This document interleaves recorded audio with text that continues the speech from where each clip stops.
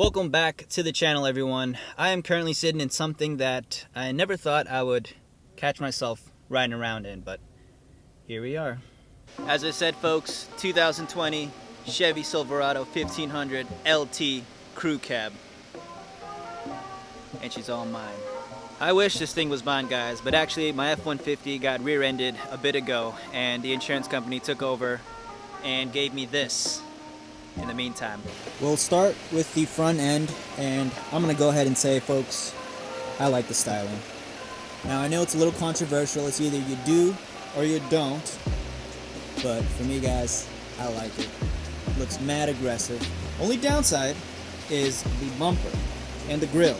It's a lot of chrome, and I think that's what you get with the LT package, or LT trim model, I should say. But again, you could always get a different trim model, grille and bumper, get the work truck version that's blacked out, or you could just do a whole chrome delete, guys. But either way, I love the styling. Looks great, looks aggressive. I dig it. So move up to the headlights, and we got the daytimes on right now. The way to turn them on is just bam, right there. It's a knob. Just turn it, and never mind. Look at that. So a pretty cool feature that I noticed is that this is actually a functioning vent. Now it looks like it directs air into the wheel well. So we have our two tow recovery hooks at the front. Go looking further down, we do obviously have an air dam, those damn air dams. This being the LT, we do have chrome mirror covers, as well as a nice whip antenna and a shark fin antenna above the driver's side. So now onto the sides, guys. We have some factory splash guards up here. For some reason, the other one is facing that way. Not quite sure. I think it's supposed to be on the other side. The other thing is the rocker panel, and a little bit of the section of the bed here is just heavily coated with the paint, and for good reason, guys, because you can already tell. Look at this. This stuff is getting beat up, especially if you're going to go off-road, so it makes sense to layer that up with extra paint. So moving on to the rear of the truck, which I consider the most part of the truck, because nothing really special. Now we do have the giant chrome bumper, of course, and we do have this giant foot space to gain access into the bed, and it's actually a pretty decent amount of space, guys. You can definitely fit a steel toe boot up in there. We of course have the Chevrolet stamped across the tailgate Silverado badge, LT trim model right down there. As always, we got another step on the opposite side of the bumper. Taillights incandescent, no LEDs. Moving on to the tailgate and bed, we do have the assisted tailgate, and it's one of the hidden ones too. Looks like they put in a drop-in bed liner by Pendaliner. Another cool thing that I learned about this, guys, is that Chevy really tried to maximize the space in the bed of the truck. So you can see how far they kind of pushed in on it. That's pretty good on Chevy. Got some strapping points right here, opposite side as well. All four corners, really. The tailgate looks to be covered in some other drop-in liner, I think. I don't know if this is factory, but it looks pretty cool. Backup camera on the tailgate handle, as well as the ability to lock the tailgate, so you can get one of those covers, the tonneau covers, and you'll be set. You guys are telling me this is a bad looking truck? Who's saying this? So this being a 2020, you'd expect maybe a flip key, something modern. Not with the Chevy. You get this old thing. Look at this. The key looks like it's from my dad's old S10, and the key fob doesn't even have the Chevy logo on it. Alright, so we'll go ahead and start on the left side of the dash, starting with these controls right over here.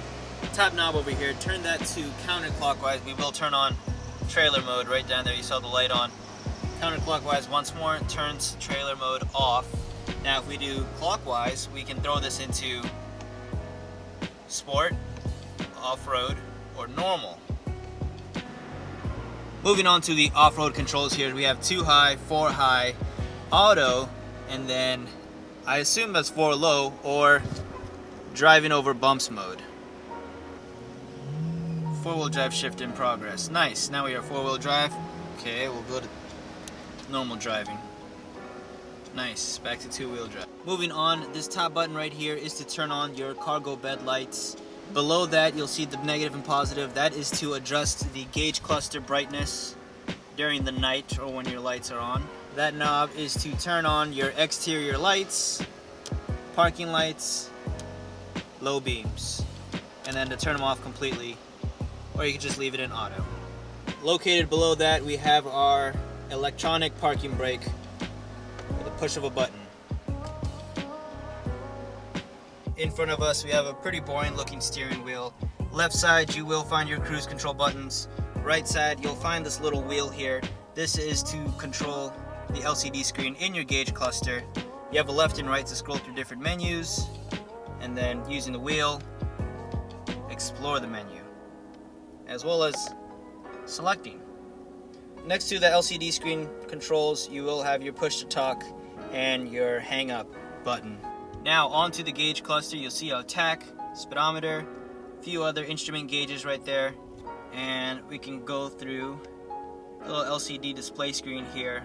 It has some pretty viable information: trip, fuel range, oil life, tire pressure, air filter life, pad life. Wow, F-150 doesn't have that. Fuel economy. Using the left and right buttons, you're able to scroll through different categories. Information, we have our settings, and it's pretty responsive. Also is the F-150 too, so it's not that big of a deal. But you'll see this truck, being a 2020, already has 33,924 miles, and we are facing northwest. Nice. We got us a column shifter, which means we also got us a jump seat. Look at that. So a quick overview on the infotainment system here.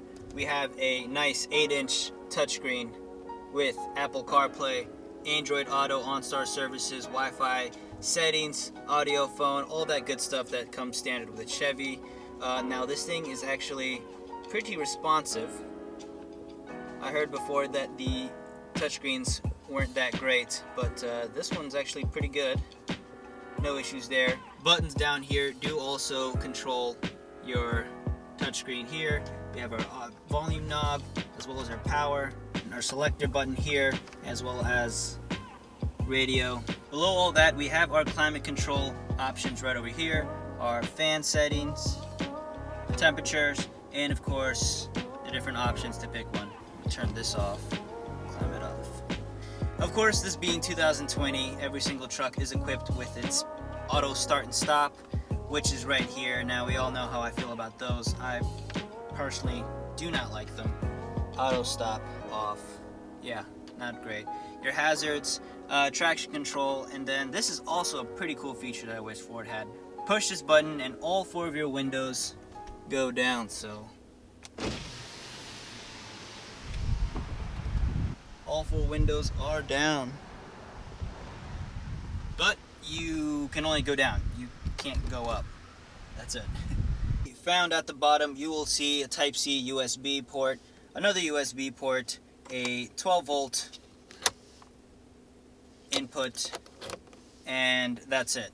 If you went a few trims higher up, you would have the 120-volt outlet, I believe on this side, and I think another one here, maybe? Not sure, but LT, you only get USBs and the 12-volt. Look at this. I don't know how Chevy's so ahead of the game on jump seats, but they got it. We got cup holders here. We got storage space, some cubby corner points. You got a plus size phone? No problem. Perfect. Now maybe this isn't enough for you. Maybe you need more space. Well, Chevy thought about that, guys. We got some deep storage here. Not that deep, but pretty deep. And I just noticed this earlier. We got a tab here, hold some important papers. You got a little pocket storage right up there. Hold some business cards maybe. Not sure how Ford failed on that, but lift this up and you have turned your truck into a 6-seater. Pull this tab over here to return and get that center console / jump seat back in position. So swinging on over, the Silverado is equipped with cloth seats, and oh, that would be my phone. And whoa, that would be a pretty giant stain. On my F-150 I have vinyl seats, so I won't have that issue. The door cards have plastic fake wood grain, majority hard plastic, apart from the armrest, sort of like a softer rubber. Now the Silverado does have a dual glove compartment, one right up there, and a lockable one below that one. There it is, 2020 Silverado LT.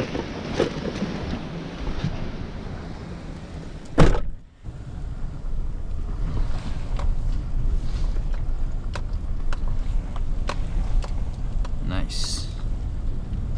Nice. That's the most off-roading I'll ever do.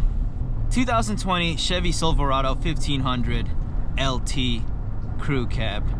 Can't believe I'm sitting in one. I can't believe I'm driving one.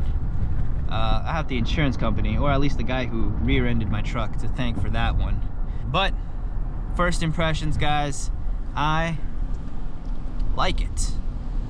So as you all know, I do have a 2018 Ford F-150 XL, and if we were to compare that to this, actually it wouldn't really work. It's like comparing Granny Smith apples to red apples. They're apples, but one's clearly better. Coming from an F-150 here, and first thing I have to say from driving is the steering wheel. And the steering wheel isn't that great.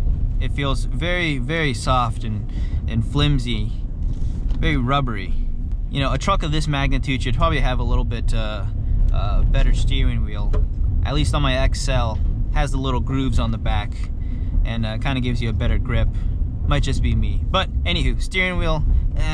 Next thing is vision. Now again, I'm coming from an F-150 and the hood slopes down, so you're kind of able to see how far you can go. Not with the Silverado.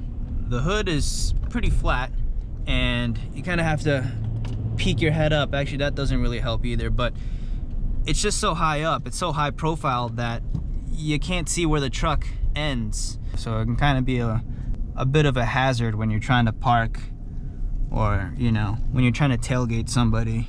Now this engine is actually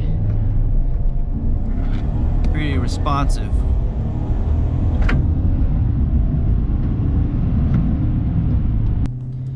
Now the cloth seats on the Silverado feel actually pretty nice.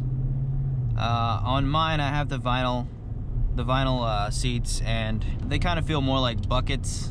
You know, you're not really sitting in those seats properly. You kind of sink in a little bit more, but it's not bad. It's actually pretty good. I just wish, again, this being the LT, we don't really have those available options, but I wish we had a few more controls with the seats. Continuing on with first impressions, gauge cluster. Comparing it to an F-150, I choose F-150. This just seems, I don't know, gauges look a little old. The only thing cool is the LCD display screen there, but that's about it. Everything else sort of has a old style format. It does show you a bit more information than on the F-150, at least my XL. That Outback just cut in pretty badly. For the interior, this being an LT, it's actually pretty nice. I can't argue, everything looks good. The black, the stitching, all of it makes this truck look a little bit nicer. And that for an LT trim, pretty good. What do you guys think of the 2020 Chevy Silverado interior LT? Let me know. We got OnStar right up there too. Do you guys actually use this? Because I know you could call in for directions and help, and obviously the whole SOS thing, but do Chevy guys actually use this? Now the suspension on the Silverado is quite squishy. It bounces a lot. Normally when I go at those speed humps in my F-150, you don't even bounce once. So might also be because my suspension is modified, but yeah, this truck pretty bouncy. So what you'll find with this truck is a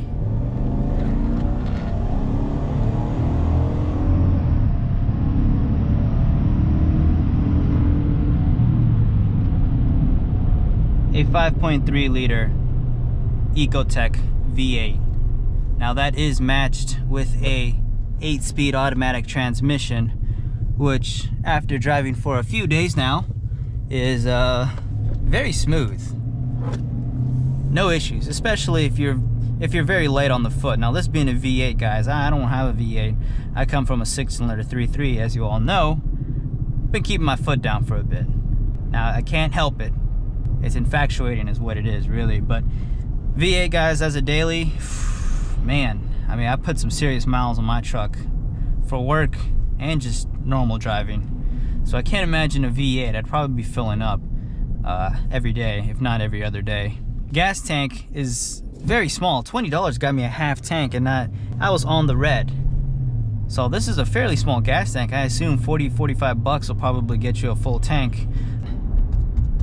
Chevy really gave us a lot of headroom with these cutouts over here. Originally, at first, I thought they were sunroofs for the higher trim models, but I think they're just there for the extra headroom. That is going to do it for the 2020 Chevy Silverado 1500 LT Crew review. The truck was it was actually pretty fun to drive, guys, I won't lie. That 5.3 liter is pretty addicting. Maybe a V8 for the next truck. Maybe. Anywho, guys, I didn't think I was going to like that truck, but it's actually a very fun truck to drive. Now the V8, if that's your family vehicle, yeah, I'd probably go for a V8. But if you use it for majority work along with some minor normal driving, I don't know. That's a toughie. You'd have to do the pros and cons on that one. The Silverado was actually a treat to drive, guys, won't lie. But the price tag is a little hefty. Now, I don't know exactly what it is, but I assume it's probably in the low 40s, maybe mid 40s for the LT trim. Now, you can go a trim below that and go for the custom, which is kind of nice, but super plain and boring from what I've seen. LT would probably be the route I'd take if I were to switch over to the bow tie. But we're gonna stay loyal to the blue oval, guys. Be sure to comment, like, and subscribe. All that good stuff is greatly appreciated. And leave a like for the Starlight headliner, guys. I miss this truck. I'll catch you all on the next one. Peace. Take care.